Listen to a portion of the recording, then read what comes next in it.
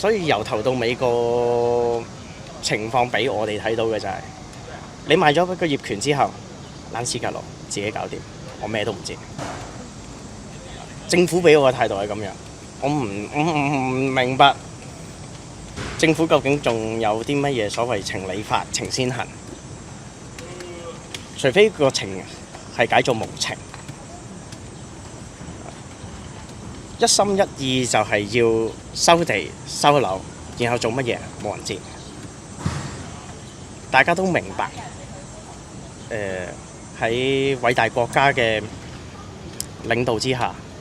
係唔會有一個紀念公園紀念呢個政府行政失當。佢最多只會整個嗱，隨時好似某啲網絡上面嘅笑話咁樣，起個墓碑。2025年11月26號 ，Nothing happened here， 這裏什麼事都沒有發生嘅一個紀念公園。如果呢個係大家嗰啲所謂覺得應該要起紀念公園嘅人嘅期望嘅話，咁我只能夠講祝佢哋好運。今日雲福園，聽日唔知邊個屋苑。